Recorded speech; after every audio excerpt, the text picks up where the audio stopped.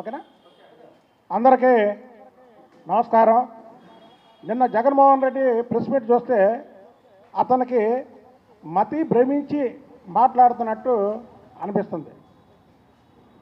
ఏదో ఎక్కడో ఆకాశంలో చూసి మాట్లాడుతున్నట్టు, అబద్ధాలు చెబుతూ, ఉన్నవి లేనట్టు లేనివి ఉన్నట్టు, ఏంటో పిచ్చి పిచ్చిగా మతి ప్రేమించిన వాళ్ళు మాట్లాడతారే ఆ టైపులో మాట్లాడుతున్నాను నేను.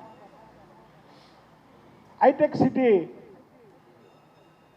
నిద్రమేలి జనార్దన్ రెడ్డి గారు కట్టించినట్టు, అలాగే ఏదైతే హైదరాబాద్లో ఎయిర్పోర్ట్ ఉందో ఆ ఎయిర్పోర్టు వైఎస్ రాజశేఖర రెడ్డి గారు కట్టించారని, ఇవన్నీ చూస్తుంటే ఈ అమరావతి ఇప్పుడిప్పుడే చంద్రబాబు నాయుడు గారి కృషి వల్ల బాగా డెవలప్ అవుతుంది.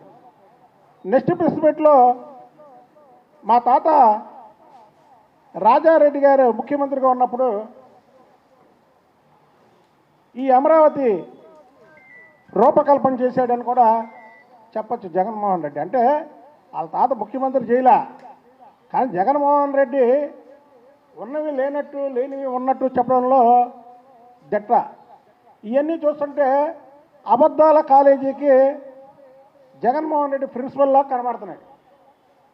అందుకే అతనికి మతి భ్రమించింది అంటున్నాం. చంద్రబాబు నాయుడు గారు 4 సార్లు ముఖ్యమంత్రి, 4 సార్లు ప్రతిపక్ష నాయకుడిగా ఉన్నటువంటి వ్యక్తిని సిగ్గు లజ్జ ఉందా అని ఆయన అడగడం చాలా విడ్డూరంగా ఉంది. అసలు జగన్మోహన్ రెడ్డికి సిగ్గు లజ్జ చీవి నెత్తురు ఉంటే అసెంబ్లీ సాక్షిగా చంద్రబాబు నాయుడు గారిని ఈసారి ఎన్నికల్లో నీకు ప్రతిపక్ష హోదా కూడా రాకుండా చేస్తానని చెప్పి నీకు ప్రజలు ప్రతిపక్ష హోదా ఇవ్వకుండా 11 సీట్లు వేస్తే